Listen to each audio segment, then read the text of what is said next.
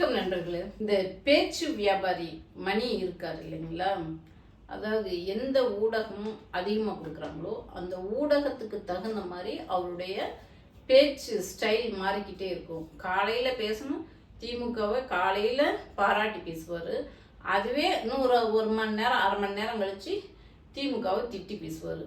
அதே போல தான் ஒவ்வொரு கட்சியும். இவர் வந்துட்டு பேச்சு வியாபாரத்தில் பண்ணுறதுல கலையே கில்லாடி.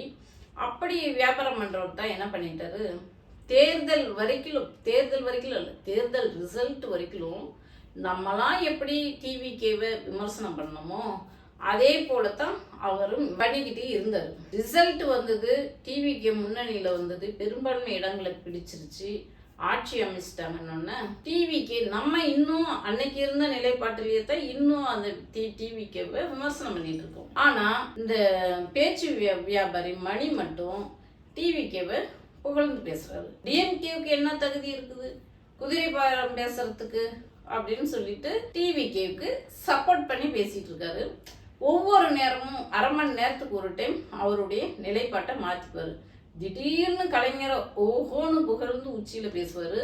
அடுத்த அரை மணி நேரம் கழிச்சு கலைஞரை திட்டி பேசுவார். டிஎம்கே மாதிரி மோசமான கட்சி இல்லை, அதெல்லாம் கூட ஒரு பக்கம் இருக்கட்டும். டிவிகே தான் ஐடிவிங்கில் இப்போ ரொம்ப ஸ்ட்ராங்காக இருக்குது, டிஎம்கேவை விட ஸ்ட்ராங்காக இருக்குது. டிவிகேவுக்கெல்லாம் வெளிநாடுகளில் இருந்தெல்லாம் தன்னார்வலர்கள் எதையும் எதிர்பார்க்காம டிவிகேவுக்கு வேலை செய்கிறாங்களாம். ஆனால் டிஎம்கேவுக்கு காசு கொடுத்து வச்சும் அவங்களால டிவிகே அளவுக்கு ஸ்ட்ராங்காக ஐடிவிங்க செட் பண்ண முடியல அப்படின்னு சொல்லிட்டு அவரு தான் பேச்சு வியாபாரம் பண்ணுறதுல பலே கில்லாடியாச்சு அந்த மாதிரி பேசிட்டு இருக்காரு. நான் பேச்சு வியாபாரி கேட்குறேன், நாங்களாம் நைட்டு பகல் தூங்காம திராவிட கொள்கை இந்த கருத்தியல் தான் தமிழர்களின் அறம் என்ற நோக்கத்தோட எங்களோட சொந்த கை காசை போட்டு செலவு பண்ணி மக்களுக்காகவும் கட்சி நல்லா இருக்கணுன்றதுக்காகவும் உழைச்சிட்டு இருக்கோம், சோசியல் மீடியாவில் வேலை செஞ்சுட்டு இருக்கோம். ஆனால் கொஞ்சம் கூட ஈவி இறக்கம் இல்லாமல் இந்த ரூட் மாஃபியா கும்பல் ஜெகதீஷ் தலைமையில் நடக்குது. 3000 பேரை வேலைக்கு எடுத்து 2000 வாட்ஸ்அப் குழு நடத்திட்டு இருக்காங்க.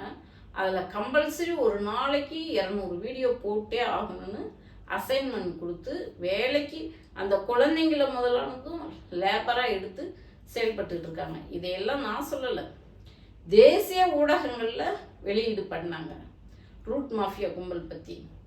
இது பேச்சு வியாபாரிக்கு தெரியாதா? அவங்க சம்பளத்துக்கு ஆள் கொடுத்து வாங்கி விலைக்கு வாங்கி செயல்படுறது. அப்படி இருந்தும் வேணும்னே பெரிய சோஃபாவாக வந்துருச்சு போல அவருக்கு. சோஃபா வெயிட் டைமண்ட் பிளாட்டினம் இது போல் வந்துருச்சு போல இருக்கு. அவருடைய பேச்சை கூர்மைப்படுத்திட்டு அவருடைய பேச்சுக்கு விலை அதிகமாக கொடுத்துட்டே இருக்காங்க. அதனால் டிவிகேவை புகழ்ந்து பேசினா தானே கொடுப்பாங்க. டிவிகேவை புகழ்ந்து பேசணும், டிஎம்கேவை திட்டி பேசணும், அப்போ தானே கொடுப்பாங்க. அதனால இன்னைக்கு டைமண்ட் கொடுத்துட்டு இருக்கவங்க நாளைக்கு பிளாட்டினம் வாங்கணுன்னாக்க இப்படிலாம் பேசணும். அப்புறம் என்ன சொல்கிறாரு, ஜெயலலிதாவை போல விஜயும் பலம் வாய்ந்த காவல்துறை வச்சிருக்கிறாரு, எதிரிகளை அடக்குவதில் ஜெயலலிதா போல செயல்படுறாரு.